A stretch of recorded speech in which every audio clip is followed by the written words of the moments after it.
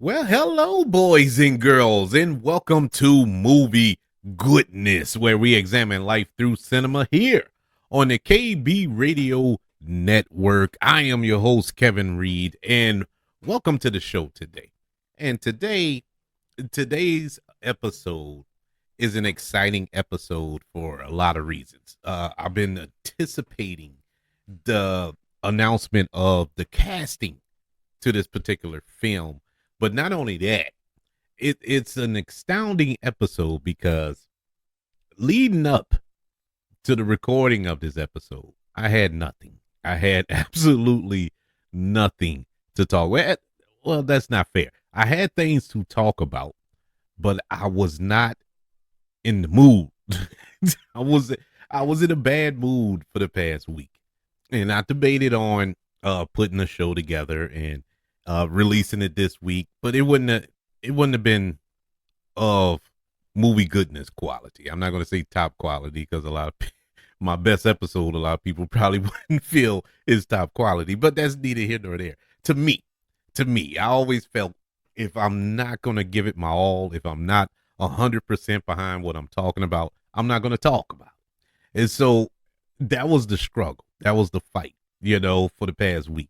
Like, man, I just don't want to do a show this week. And then Marvel Studios made an announcement on Valentine's Day, nonetheless, the day of love, the day that represents love. They gave me something to talk about. And it just, it was like a shot of adrenaline, you know, to my chest, man. I was like Uma Thurman in Pulp Fiction. I jumped up. I was like, all right, I'm ready. I'm going. We we're doing this. In today's episode, we're going to talk about Marvel's first family, the Fantastic Four, in honor of the announcement of the cast to the upcoming The Fantastic Four film, which comes out July 25th. Yeah, July 25th of 2025. Yes, next year we are getting the Fantastic Four. And I know there are a lot of people who are out there who are not into comics, like me and other geeks out there in the world, but this is a big deal. And I know a lot of people are like, man, we already got Fantastic Four films. We've seen them and they sucked. And you're right. They were bad. They were bad movies, which we're going to go over every Fantastic Four film that has been released. And almost is almost planned out. Like every 10 years we get a Fantastic Four film. To the day almost. We're going over the 2005 Fantastic Four film. We're going to go over its sequel, a Fantastic Four in the Rise of the Silver Surfer. And then we're going to go over Fantastic Four from 2015. And so, and we're also going to dive in a little bit to that 1994 Fantastic Four film that nobody saw, uh, including me. I didn't see it, so that's why it's not on the review list. But we're going to discuss it and talk about how that film came to be and why it's even in existence. But we're going to go through all that and discuss the brand new cast of the film. But the point I was going to get at was this is a big deal because this is Marvel doing this film. And it may be confusing to a lot of people. Like, well, didn't Marvel do the 2005 one, the 2015 one, and all so on and so forth? Yes and no. That was the Fox, 20th Century Fox films, the same studio that brought us the X-Men film, which you can make an argument those weren't the best of films, those X-Men films. Maybe two that I can count off the top of my head that were excellent. The rest, they can kick rocks. But Fox did not do a good job with their Marvel properties, and it's a travesty. This is the same studio that did the same film or the same story twice and messed it up both times. And I'm talking about the X-Men Dark Phoenix saga. And that is probably one of the greatest stories in comic book history. One of, I ain't saying it's the best, but it's one of the greatest stories in comic book history. And they managed to mess that up twice. Twice. And the second time was even worse than the first. And I didn't think that was possible. But we're not talking X-Men. We're talking Fantastic Four. And those films were horrible. But now, in retrospect, I don't have a problem with the 2005 Fantastic Four film and its sequel. But, you know, we'll get to that when we get to the reviews. And of course, we're going to go over the brand new cast of the upcoming The Fantastic Four, which, like I said, will be released next year in July of 2025. And so let's dive into the comics origin of the Fantastic Four for those of you who never picked up a comic book a day in your life and wondering what all the hoopla about. Why is the Fantastic Four such an important piece of this new MCU moving forward? Why all the hoopla? Why all the excitement? You know, it has failed 3 times in the past. Three. You know, any normal studio or producer would just give up. You know, just throw in the towel. We've tried this 3 times with 3 different casts, and it didn't work. Let it go. But it's not that simple. It's not that simple. The Fantastic Four in the comics plays such a huge role in the Marvel lore. They are so prominent in stories consisted of, you know, Secret Wars, and you know, we passed the Infinity Saga, but they were a big part of that in the comics as well. I mean, moving forward, when it comes to Kang the Conqueror, you know, the role that was previously held by Jonathan Majors before his faux pas, you know, Kang the Conqueror in the comics is a descendant of Reed Richards, Reed and Sue Storm. And so that's when he popped up, is automatic. Okay, we gotta have the Fantastic Four pop up as well, you know, eventually. And so it's pretty much a no-brainer to bring in this new group of superheroes into the MCU. And under Marvel's leadership, under the eye of Kevin Feige and his team over there at Marvel Studios, hey man, the sky's the limit. You know, they can fix it. I believe they can fix it, just like they can fix X-Men. You know, we're looking for that triumphant return to the big screen under Marvel. So the sky's the limit, and we're going to get a taste of that in July of this year. In fact, with Deadpool and Wolverine, that film I'm super excited for. But let's dive into them, and them being the Fantastic Four from the comics, who are a superhero team appearing in American comic books published by Marvel Comics. The team debuted in the Fantastic Four #1, cover date November of 1961, helping usher in a new level of realism in comic books. It was the first superhero team created by Jack Kirby and Stan Lee, and through this title that the Marvel method style of production came into prominence. The 4 characters traditionally associated with the Fantastic Four, who gained superpowers after exposure to cosmic rays during a scientific mission in outer space, are Reed Richards, who is commonly known as Mr. Fantastic.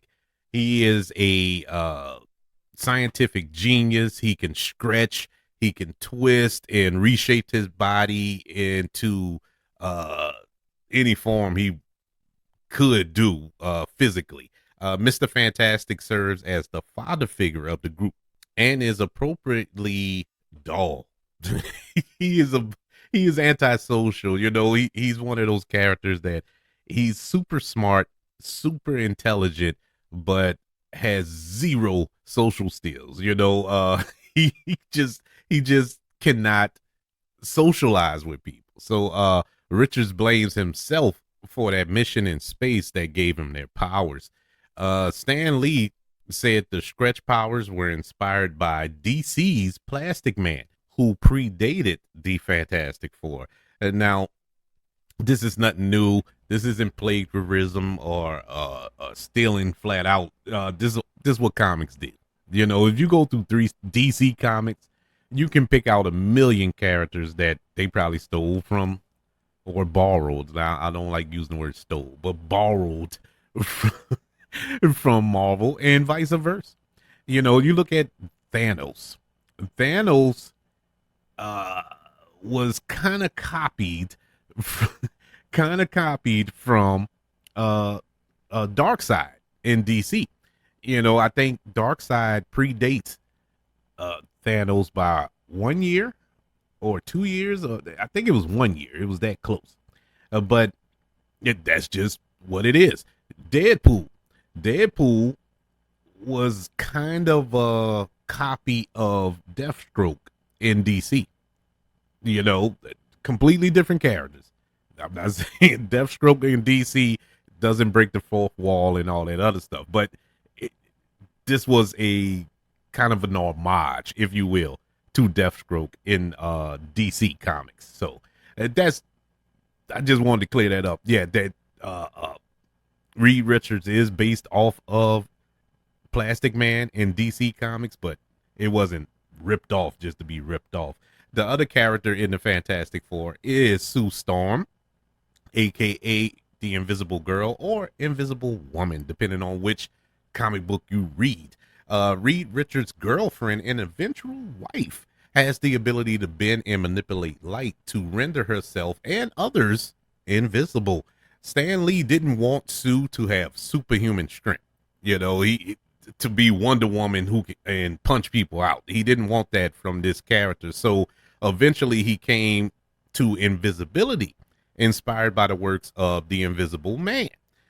She later developed the ability to generate invisible force fields, which she used for a variety of defensive and offensive efforts.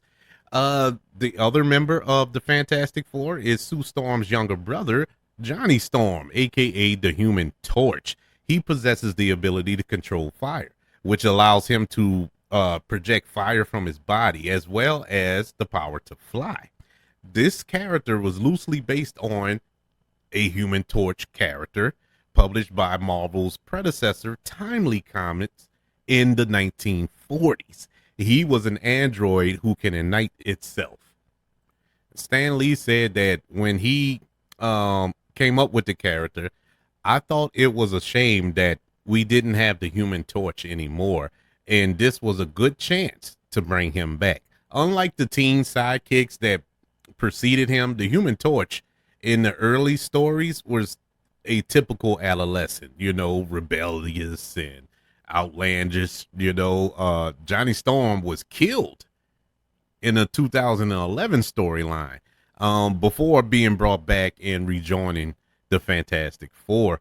Also, Johnny Storm, who or the Human Torch, when Hanna-Barbera released a Fantastic Four cartoon in the late 60s, they didn't include the Human Torch. They introduced the robot, the little helper robot, Herbie. And the reason that the Human Torch was replaced with Herbie, producers of that cartoon didn't want kids watching the cartoon to set themselves on fire and try to fly. And so they weren't worried about them trying to stretch and pull their joints out of sockets. And they were concerned with people or little kids trying to become the Human Torch for real. And so they didn't have that on the cartoon, and that's how Herbie the robot was formed, or came to be, should I say. And so that's a little history for that. And it looks like Herbie is going to be in this new film, going by the poster when they announced the cast for this new film coming out next year.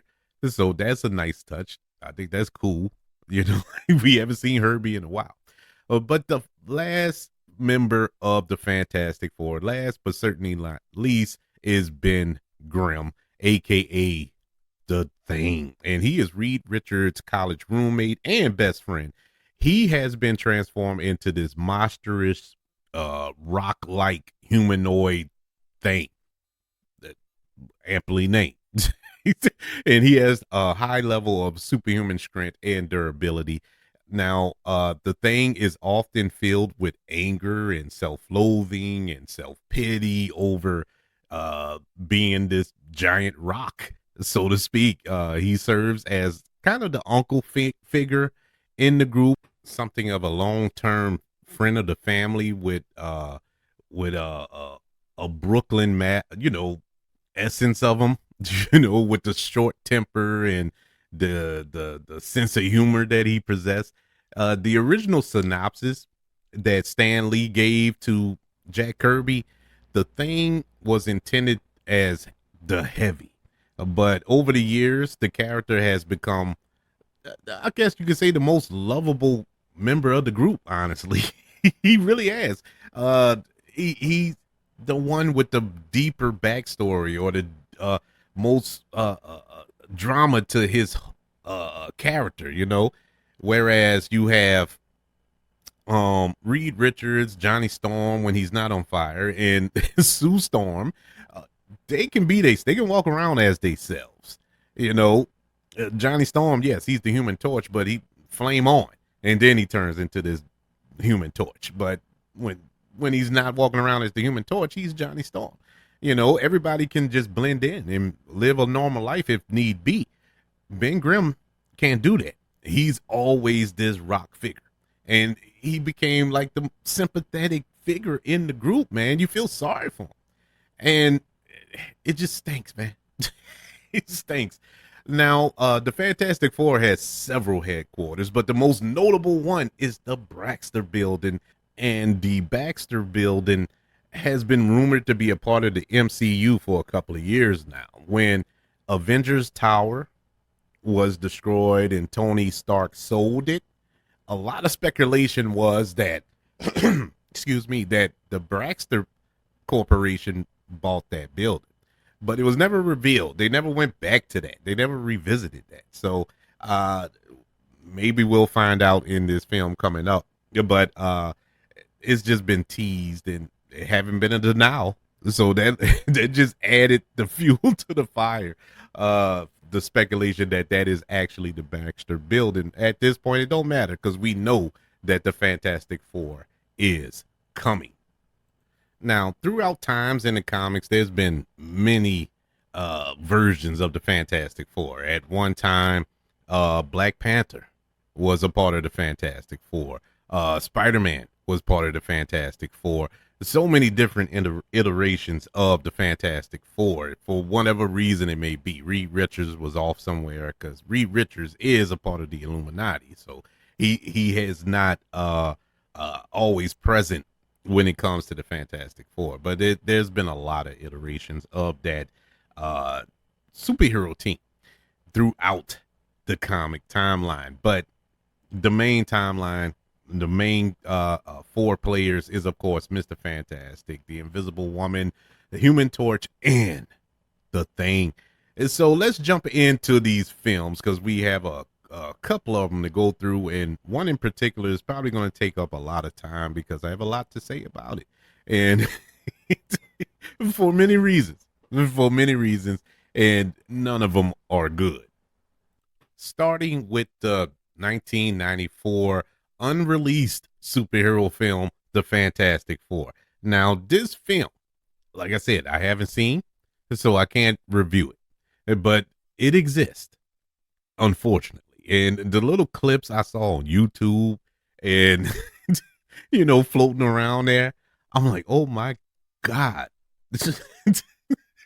Did they make this in a backyard? I mean, it is horrendous looking, but the film was never released. And the reason why this film came to be was simply to maintain the rights.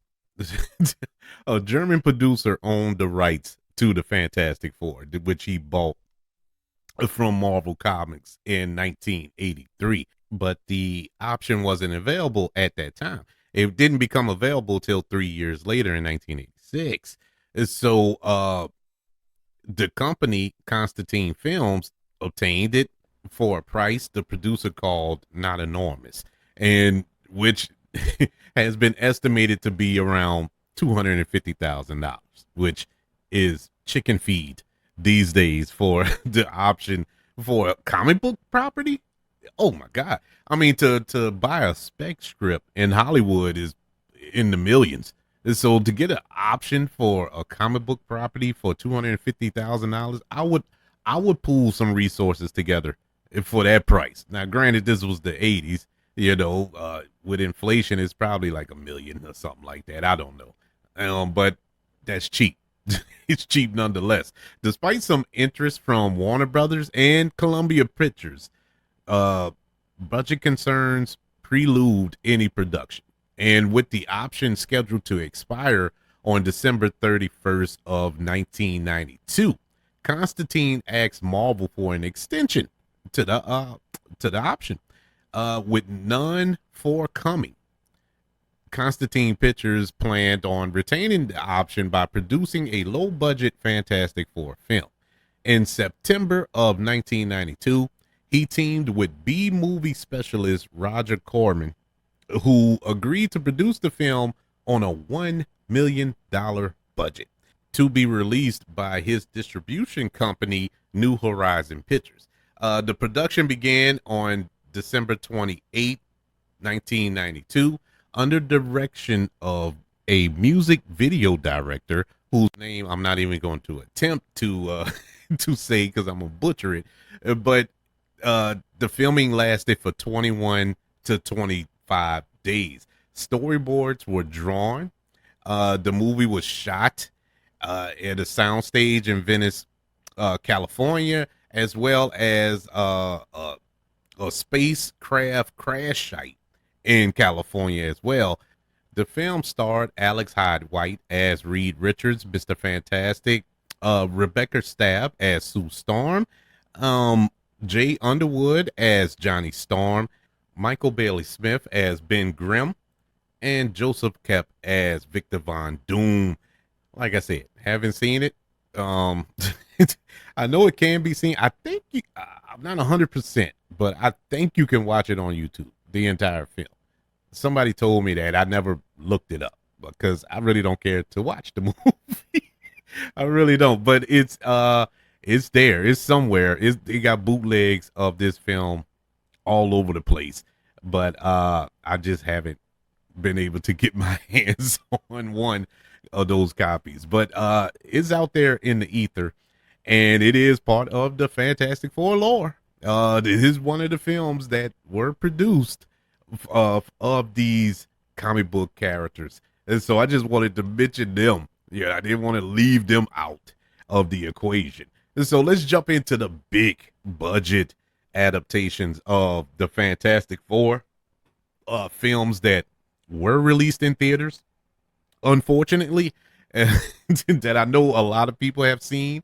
Unfortunately, let's start off with the 2005 Fantastic Four. This film is directed by Tim Story. I have a long-standing love-hate relationship with Tim Story. There's a couple of films of his that I enjoy. Then there's a few of his that I just loathe, to say the least. But he was tasked with directing this film, which starred Ian Gifford, I believe that's how you say his name, who plays Mr. Fantastic, Jessica Alba as Sue Storm, Chris Evans. This is pre-Captain America Chris Evans. He plays Johnny Storm in this film. Michael Chiklis as Ben Grimm, and Julian McMahon, no relation to Vince, as Victor Van Doom, Dr. Doom, if you're nasty. Yeah, this film was released in 2005, as I said, and it is pre-MCU. This came out 3 years before Iron Man. This came out before Batman Begins and The Dark Knight and all that good stuff. When comic book movies turned the corner right before comic book movies are considered as cinema. Before we started taking these type of films seriously, they were actual cartoons in live action form. This is around the era of uh, Batman and Robin and silly stuff like that.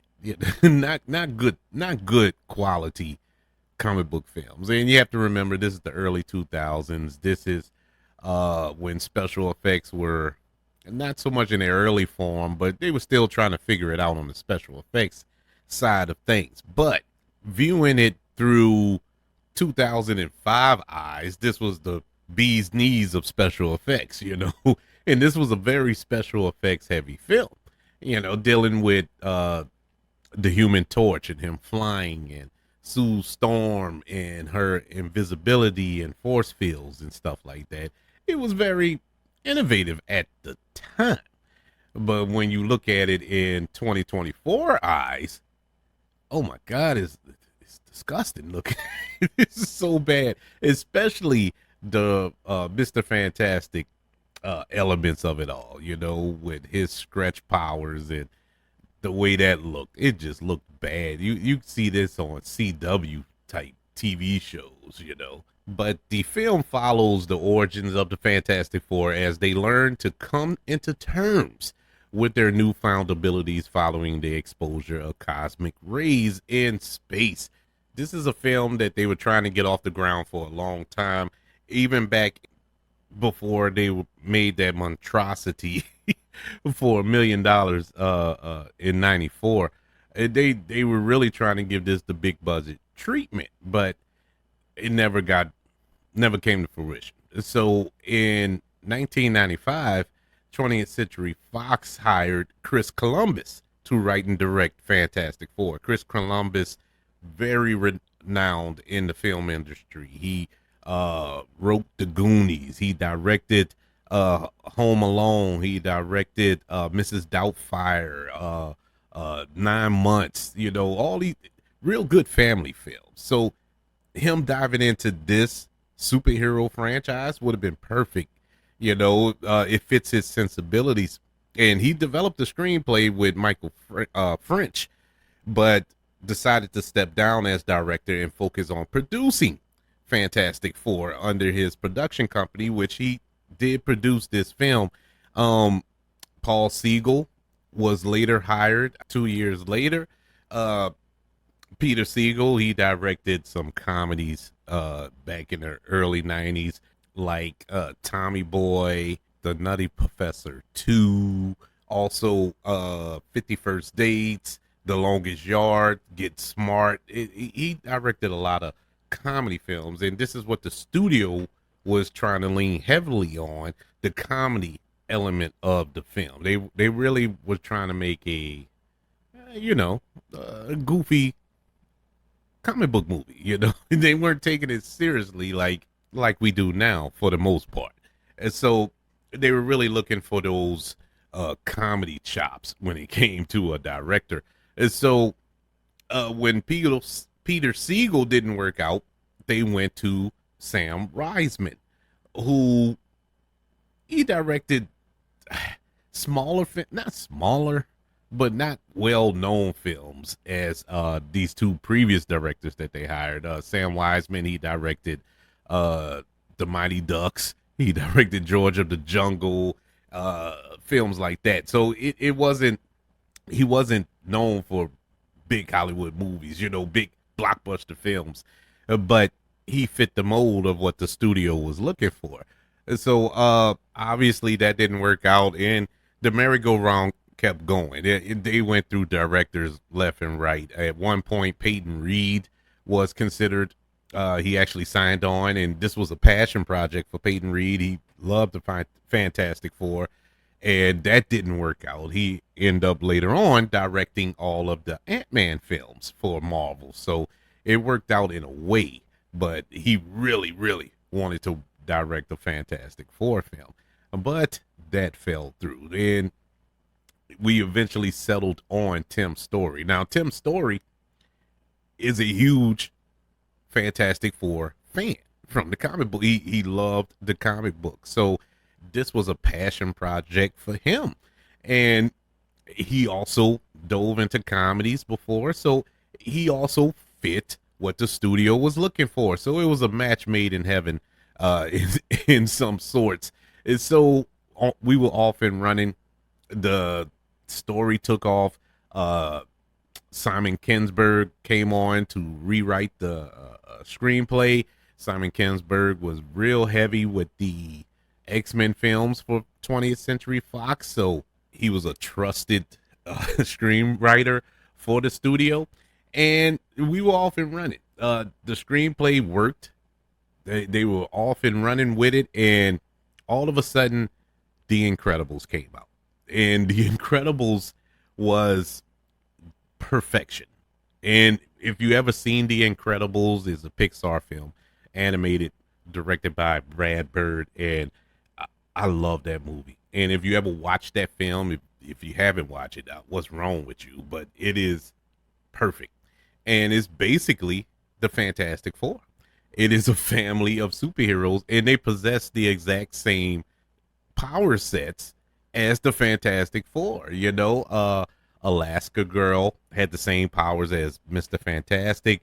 Mr. Incredible had pretty much the same powers as Ben Grimm. He just wasn't a rock. Violet, she can turn invisible just like Sue Storm. And Dash didn't have the flame on. He didn't turn his he didn't burn himself up or anything, but he was super fast. That was the only exception. But it had the same elements. And when Tim Story saw The Incredibles, he decided that they needed to make a change and add some special effects, because the screenplay that they had prepared for the Fantastic Four was eerily similar to The Incredibles. So they had to revamp what they were doing, and we got that version in film. This movie was not good. It wasn't good, but I accept it now for what it is. It's just a campy whatever from the early 2000s. It's the typical early 2000s comic book film. You know, it was nothing dark about it. It was bubblegum as I don't know what. It had it took no chances. Now this film was PG-13, and I don't know why it was PG-13. Now the second film, Rise of the Silver Surfer, was PG, and I would make an argument that one was a little darker than this film, but whatever. They both are what they are, but I'll get to that film in a second. But this particular film was PG-13, and it had no reason being PG-13. It was PG. It was very, very bubblegum, paint by numbers, whatever screenplay, the story, as far as it being in line with the comic books, it stayed faithful in points. It wasn't beat by beat, you know, beat by beat with the comics as far as the origins. It has similarities, but it wasn't beat by beat, and it didn't have to be. I looked past all that, but oh man, the way the story went was so silly. It was just silly how everything came to be, especially Victor Van Doom, who is one of the best villains in all of Marvel, let alone for the Fantastic Four, but all of Marvel. If you don't believe me, just think about the MCU now. They are considering bringing in Doctor Doom to be the big bad. He is Thanos level bad in DC. I mean, DC, in Marvel. And he is the reason for Secret Wars. He is the reason for a lot of things, you know, and they changed him so much in this movie. They changed his skill set so much. It was, oh my God. But in any event, it was hard to watch at points. The cast in this film, Ian Grufford, pretty sure I got his name wrong, as Reed Richards, Mr. Fantastic. Bland, very bland. And I've seen him in other things, and he was good. So he's not a bad actor, but I think he did the best he could with the material he had. That's the only thing I can explain. Plus, he's a Welsh actor. You know, he has a heavy Welsh accent, and he has to put on this American accent. And you could tell throughout the film he was struggling. He was struggling mighty with that accent, and he was trying to just keep it together.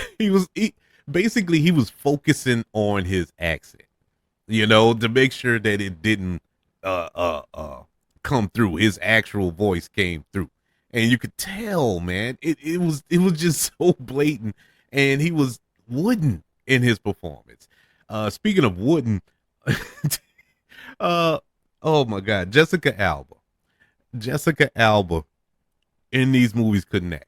In all of these movies, in this one in particular, she was so bad. She was better in the second one, but this one she was so bad. And I know it's the material. It couldn't it couldn't have been nothing but the words on the page. It was so bad. Her and Tim Story got it. I don't know if it was this film or in the next one, because he directed both of them. Jessica Alba was so upset with the direction and the material that she was given that she threatened to quit acting. It was that bad. It was that bad. That's why I don't blame her for her performance here. I think it was the powers that be. They were trying to make a certain film, and the actors wanted to go a certain way and wasn't allowed. And it was frustrating for her. You could tell in her performance she did not want to be there. And God bless her, she got through the end. She even came back for a second one, but I think she was contractually obligated. But that's neither here nor there. It was horrible. It was horrible to watch. It didn't bother me in 2005.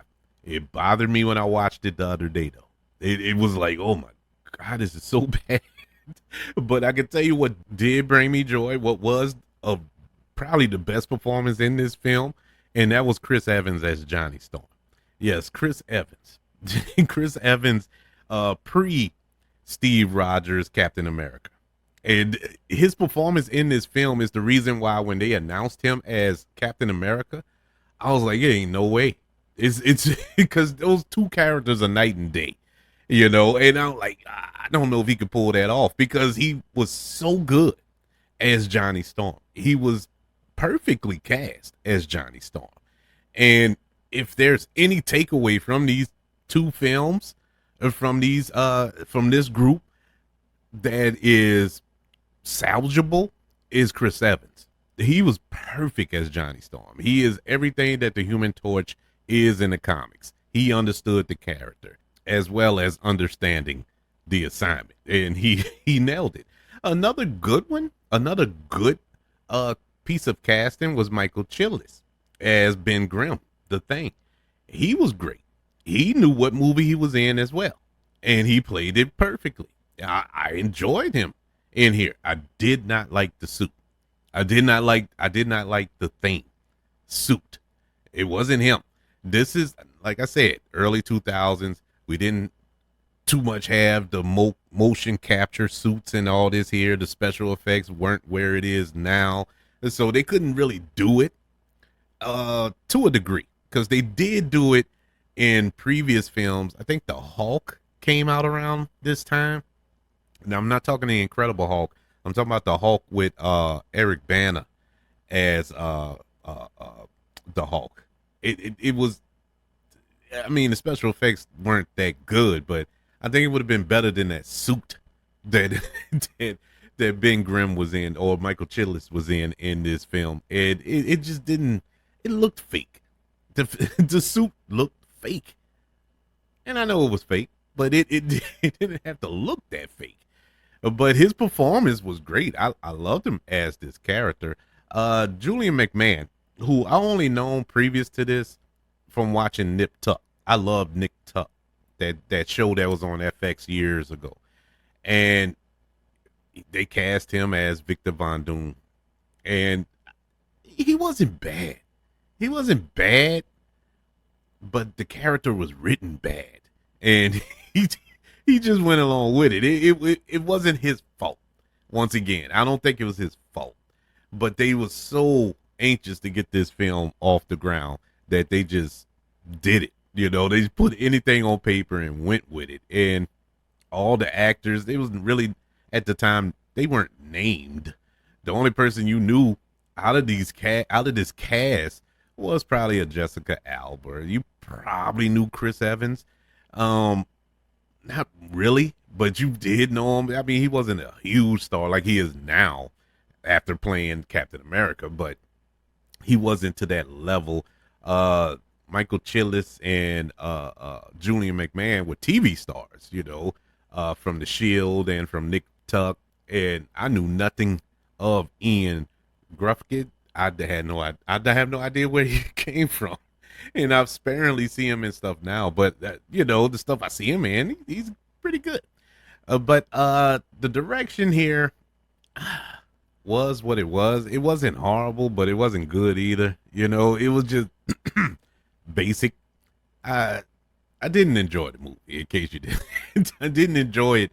My rewatch a couple of days ago. It was like, okay, it's a movie, but I didn't hate it. You know what I'm saying? It's one of those movies once you watched it and I'm good. I'm good. You know, I don't need to see this no more in life, and I don't need to see it no more in life. Fantastic Four from 2005 gets a letter grade of a C minus. It's just a whatever, you know. It was whatever. But at the time, and I want to drive home this point. At the time, that's all we had. We had no other options. You know, we had to roll with what we got, and what we got was an all right film for then. I mean, it was a hit. They made that movie for I think $88 million, and it grossed $333 million worldwide. It was a certified hit financially, critically, not so much, but it it was what it was, and it was successful enough to lead to a sequel in 2007, Fantastic Four: Rise of the Silver Surfer. Once again, directed by Tim Story, with all members of the cast returning. This go around, Andre Breyer, R.I.P., he joined the cast. Bo Garrett and Doug Jones and Lawrence Fishburne played the Silver Surfer. Doug Jones did the physical Silver Surfer, where Lawrence Fishburne provided the voice. And the plot for Rise of the Silver Surfer follows the Fantastic Four and Doctor Doom as they confront and later ally with the Silver Surfer to save Earth from Galactus. This follow-up, it was interesting. I would say it was better than the first, but I can also say that it was worse than the first, because somewhere in this film, it was a good movie. I didn't find it. I just couldn't find it. It was so few and far between the scenes that were very interesting, very good, very well made, very well constructed. Yet the majority of the film is borderline unwatchable. I mean, the Silver Surfer part of it was great. They did a great job with Silver Surfer. The Silver Surfer was pretty accurate from the comic book. They made some changes here and there, but it was pretty accurate. The cast was the cast. They were the same from the first film, with the exception of Chris Evans in this film. It was a bit more annoying than anything. He was more annoying in this movie than the first movie. And, you know, I've read where a lot of people found his character annoying in both films. I didn't find it annoying in the first film, but I did in this one. Back to the Silver Surfer of it all, I loved Lawrence Fishburne's voice in this film. I loved his voice acting here. It gave the character of Silver Surfer a gravitas. You know what I'm saying? It gave it a certain power, and it was great. I loved that. If it was just a Silver Surfer movie, I would have zero complaints, but it's not. It's not. But you kind of had to introduce him here. This is how he was introduced in the comic books. And so they were accurate with that. But his introduction also leads to the introduction of Galactus. And Galactus here, horrible decision. Ruined the movie. I don't understand for the life of me why they chose to make Galactus a cloud. It made no sense. That's like, let me put it like this. It's like watching a Batman movie and he's going up against the Joker, and the Joker is a bottle of ketchup. It's pretty much that's the way I can describe it. It is the dumbest bonehead decision in film history. It made no sense, and it ruined the movie. Completely ruined the movie. They would have did better by not including Galactus, and they brought back Victor Von Doom for reasons.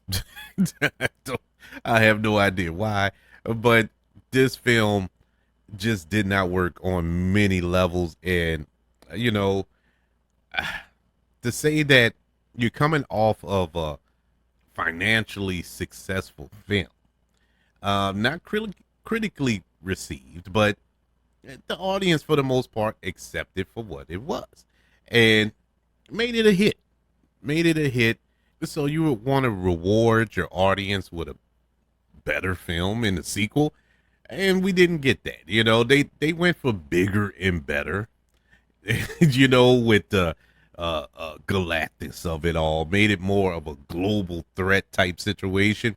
I'm all for that, but they picked the wrong story to tell here, and the movie suffered. It really did. They tried to do too much. They put in too many villains. They tried to add the Fantasticar to make it, you know, I don't know, but it was there for no reason. It was just a mess. And up to that point, I was like, man, this is probably the worst comic book movie ever made. Up to that point, that's the way I felt, because we had to wait a year until we got Iron Man, and that set the world right. And but up to this point, this was the worst of the comic book films. Probably because the expectations, and you know, I did enjoy at the time. I did enjoy the first film, so I was fairly excited and hyped up for this one, and I was ultimately let down. Fantastic Four: Rise of the Silver Surfer gets a letter grade of a D. Yeah, it was very, very disappointing. Oh, but hold your beer, because this what took place in 2015 made me appreciate Rise of the Silver Surfer a little more. Fantastic Four from 2015, directed by Josh Trank. It starred Miles Teller as Reed Richards, Michael B. Jordan as Johnny Storm, Kate Mara as Sue Storm, and Jamie Bell as the Thing. Phew. What a dumpster fire of a movie. This is hands down one of the worst movies, not just comic book superhero movies. One of the worst movies I have ever seen. You want to talk about super hyped for a movie? I was extremely hyped up for Fantastic Four in 2015. Words can't express my excitement for this movie, my anticipation for this film, because we're taking the Fantastic Four to a different level. We're going to new heights with this franchise. Number one, we're not going the route of the previous two Fantastic Four films. We're going to base this on the Ultimates. You know, they're, for those who don't know, in the comic books, they came out with the Ultimate Marvel Ultimates, which was a alternate universe in Marvel comics, and the story in the Ultimates was great. I loved the Fantastic Four in the Ultimates, and so we're getting kind of a grounded look, a grounded feel, kind of diving into what Christopher Nolan did with Batman, and you know, setting things in a semi reality. And we have a diverse cast with Michael B. Jordan as the Human Torch, which I'm gonna be completely fair and honest, I didn't like. I did not like, and it wasn't because they changed the ethnicity of Johnny Storm. At that point, I wasn't a big Michael B. Jordan fan. I didn't start liking Michael B. Jordan until Killmonger. I'm gonna be honest with you. Actually, Creed. I started warming up with Creed, but when he played Killmonger in Black Panther, that's when I was like, okay, I see it now. The dude is awesome. I loved him in that role, but I wasn't looking forward to him in this role. But I was willing to give it a chance. This film, I went to go see this with my friend, my best friend. We went opening night, sat down in the theater, and me and him, we love movies. Been watching movies. We talk movies all the time. We love every movie. We can find even a bad movie. We'll find a good part of it and just harp on that. Enjoy that, and never talk bad about movies. I never try to talk bad about movies. I just call it for what it is. You know what I'm saying? But we walked out of that movie, walked outside in the parking lot. We didn't say anything as we walked out. We got to we got to our vehicles and we stood there. And he was like, "Well, what did you think?" And I didn't know how to answer him because I'm the type of person, I don't want to hurt your feelings or whatever. So I was like, "Well, it was all right," because when he asked me, the look on his face was kind of like he was all right with it. And I was like, it was all right. I got to give it some time to think about it. He was like, "Man, that movie was horrible." I like, "Thank you." I just didn't want to hurt your feelings. He like, "No, you ain't gonna hurt my feelings." It was so bad. I mean, we stood in that parking lot for about 2 to 3 hours, just talking about that movie, not believing what we saw, and not in a good way. We would sit there sometimes when we would go see movies, and we'll talk for a while in the parking lot, just elated about what we saw, in disbelief of with joy what we saw. And this was the first time and the only time up to this point where we sat there like, what was that? It was so bad. This film follows the group of intelligent teenagers who builds a trans-dimensional portal, causing them to gain superhuman abilities. Okay, cool. Now, this movie, I would say for the first hour, was all right. And prior to this, they didn't do any screenings. The critics didn't get to view this film. And so that was red flag number one. Red flag number two, the director, Josh Trank, came out the night before this movie was released and badmouthed his own movie.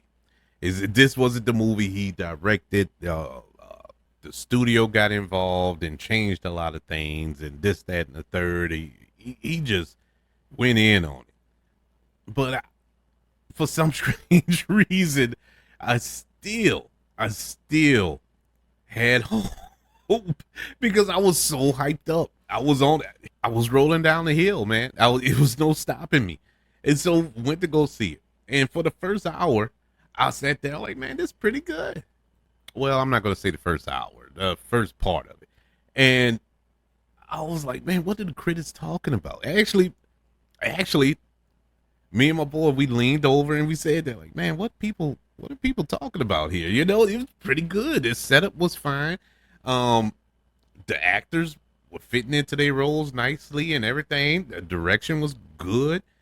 Okay, the story was set up great, awesome. And then it was one infamous part of the film, and I have not seen this in film ever. I haven't seen it before this film, and I haven't seen it after this film. But it was one thing that pinpoint when this movie turned to crap. And it was when the card came on the screen 1 year later. 1 year later. So when he said that, from that point on, that movie turned into hot garbage. I mean bad. Now, as much as I complained about Gillian McMahon's performance as Doctor Doom and how they had that character in those films, the way he was in this movie, Doctor Doom, in this film, he's portrayed by Toby Kebbell, so bad. And Toby Kebbell, man, when is this dude going to get a break? Because he is an awesome actor. I love him in almost everything he's in. He wasn't the problem. It was the movie. It's just the way they made his character. Victor Von Doom was a complete departure from what he was in the comics, cartoons, the previous two films. I mean, pick it. It was horrible. Horrible. Miles Teller, he did the best he could. Miles Teller did the best he absolutely could in this movie. Best part of the film. Honestly, I would say that. He did the best he could. Still doesn't excuse it. Michael B. Jordan, miscast. Not good. He redeemed himself when he went on to play Killmonger, but this was horrible. Kate Mara, she looked like she didn't want to be there. I guess it's something about Sue Storm. Because Jessica Alba looked like she didn't want to be there, and Kate Mara did not want to be there. She looked like she was ready to explode on set. It was like, my God, are you even trying here? Jamie Bell as Ben Grimm, the Thing, useless. It was useless, completely useless. I mean, the plot was horrible. The threat, horrible. Nothing worked in this film. That's why when Josh Trank come out and say this ain't the movie, the reshoots changed everything and the way they re-edited and all this, there was no saving this. I don't see nowhere where you could have saved this film. There was nothing about this movie that was redeemable. Nothing. I mean, the characters were bland. Your heroes, they weren't even nothing to cheer for. The villain was whatever. There was no threat. There was supposed to be this massive threat that threatened all the people on Earth, but there was no people on Earth to, I mean, they didn't even, you couldn't connect to it. There was no connection here. And speaking of connection, they actually were trying to make this cinematic universe here. They were actually going to connect this Fantastic Four with the X-Men films at Fox, since they were all at Fox, and they were trying to blend it to have a big crossover event at the end of it all. No. And all the X-Men film weren't hitting on all cylinders, but geez Louise, man. this I would watch X-Men The Last Stand on loop for 24 hours straight before I watch 2 minutes of this movie. I rewatched all of the Fantastic Four films, the first two, for this show. I utterly refused to watch this film because I can't. I watched it 1.5 times. The one full time was at the theater that opening night. I tried to watch it again with my daughter because she wanted to know if it was that bad. a couple of years ago, and I popped it in, and we watched. I think she finished it. I left. I couldn't take it. I just couldn't take it. It was so bad. This movie is so bad, and they immediately exed any plans of a sequel or crossover or anything concerning this film. Very upsetting. Very upsetting. Uh, thank God for the MCU that was full steam ahead at this point, because this would have set comic book movies back years if this if this movie was like a standalone. You know what I'm saying? Like if it was in the 2000s, or well, it was the 2000s, but like in early 2000s, it would have just crushed the comic book movie making industry. So thank God it came out when it did, but it came out during the time when all comic book movies were firing on all cylinders. You know, you had the MCU, you had the Dark Knight around that time, you had good quality films, comic book films. So in my mind, it's like it's impossible to make a bad comic book movie at this point. Boy, was I wrong. Fantastic Four from 2015 gets a letter grade of an F, and the F does not stand for fantastic. This was the worst film I have ever seen, and it made me look at the other two Fantastic Four films, the Tim Story Fantastic Four films, in a different light. I appreciated those movies more because they knew what they were and they leaned into what they were. So I couldn't get mad at it. But man, this movie was trying to be something that it wasn't, and it ended up being something that nobody knows what it is. And so it is at the bottom tier of any film category you want to list. Film overall, comic book movie, superhero movie, the Fox movies, anything, Marvel movies. I don't care what list you want to come up with. Fantastic Four from 2015 will be at the bottom. But like true comic book fans that we are, we still held on to hope that we would see an actual good Fantastic Four film, especially when Disney purchased 20th Century Fox and got the rights back from for the X-Men, for Fantastic Four. So that gave us hope that these properties will fall under the MCU and be told in a good way, you know, in the MCU way. And so there was hope there. And for years, everybody was clamoring for John Krasinski to play Reed Richards. And I was one of those people. He is perfect fan casting. And he had become a director. Like, okay, this is 2 for 1. He can direct it as well as star in it, and so on and so forth. I think it's a win-win. Well, speculation after speculation, we never got it.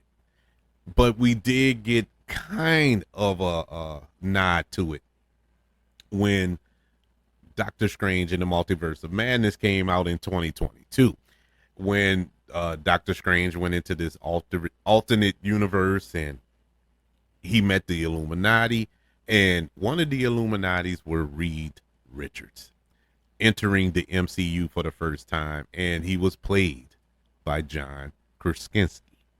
And everybody lost their collective mind. Everybody who wanted him in this role, wanted to see him in this role, and it happened. And so at that point, I was like, okay, even though it didn't turn out so well for his character in the film, but I was like, okay, they're doing it. They're going to make the film with him. His real life wife, Emily Blunt, would be perfect as Sue Storm. It's like a match made in heaven. Well, that was just to appease the fans. That was fan service to the highest degree, and it was a one-off just to please everybody who wanted that. And look, it is what it is. I appreciate it, but it still rubbed me the wrong way. And so we knew that Marvel was going to make the Fantastic Four. They were going to do their version of the Fantastic Four. And we we've been on pins and needles for years, waiting to see who's going to play the Fantastic Four, what direction they're going to go in this film. Will it be a rehash of those Fox films, or are they going to go a different route? Well, we got our answer. We finally got our answer. Max Shackman will be directing this film. Initially, it was going to be John Watts. He was announced as the director. John Watts directed all of the Tobey Maguire Spider-Man films, which were excellent. And so him joining as the director of the Fantastic Four, I was intrigued, but he stepped away to do a Star Wars film, or the Star Wars show, I believe. But he wanted to take a break from superhero films, which I get. But they went and got Max Shatman, who is the individual who was responsible for WandaVision. He gave us that show on Disney Plus, which was awesome, as well as Monarch, the Godzilla TV show, monster TV show that was on Apple TV Plus this past year, which was pretty good. So he's going to direct this film as well as write this film as well. I feel confident about that. We've been waiting on the cast, waiting on the announcement. Who's going to play Reed Richards? Who's going to play Sue Storm? Who's going to play Johnny Storm? Who's going to play Ben Grimm? Names have been floating for years. You know, names like Adam Driver, names like Austin Butler, and I mean all type of names have been thrown out for these roles. And the cast was unofficially pretty much put together months ago by scoopers, Hollywood insiders, but it was never officially announced. And I didn't want to get my hopes up until it was officially announced by Marvel. And lo and behold, on Valentine's Day, February the 14th, we got the announcement. Playing Reed Richards, aka Mr. Fantastic, is none other than Pedro Pascal. This is great. This is awesome casting. Pedro Pascal. I mean, tell me something he did that sucked. I'll wait. I mean, Last of Us, The Mandalorian, Game of Thrones. The list. I mean, what is he bad at? In him as Reed Richards, I can see him ever so vividly, and I'm so excited to see what he does with this character. Playing Sue Storm is Vanessa Kirby. She was the first one to actually be cast in this film. She impressed me so much in the Mission Impossible films. She was good in Hobbs and Shaw, but in the Mission Impossible films, she has been amazing in that role, and I'm excited to see what she does. For all of our Stranger Things fans on Netflix who loves the character Eddie, who cried like a baby when Eddie was killed in the previous season of Stranger Things, Joseph Quinn has been cast as Johnny Storm, the Human Torch. I think that's good. I think that's solid casting there, because if you think of the Eddie character on that show and his acting chops here, to be able to bounce off of Vanessa Kirby and Pedro Pascal, I think that's going to be money. We're going to see him this year in A Quiet Place Day One. And so his star is building, and this just going to shoot him to the moon right here. And last but not least, cast as Ben Grimm, aka the Thing, Ebon Moss-Backrack, who you may know from The Bear. He was on The Punisher. Very solid actor. Very solid actor. And I think that is a perfect casting, a perfect piece of casting for this role. That is your four of the Fantastic Four: Pedro Pascal, Vanessa Kirby, Joseph Quinn, and Eben Moss-Backrack. I am excited for this. The film is slated for release on July the 25th, 2025. I am so excited. I am so excited for this. Once again, haven't seen anything other than that announcement poster, which was a drawing. And going by that drawing, I believe that this film would be set in the 60s. I think this is going to be set in the 1960s. Now, whether it be in our universe, or another dimension or something, I don't know. But and at this point, I don't care.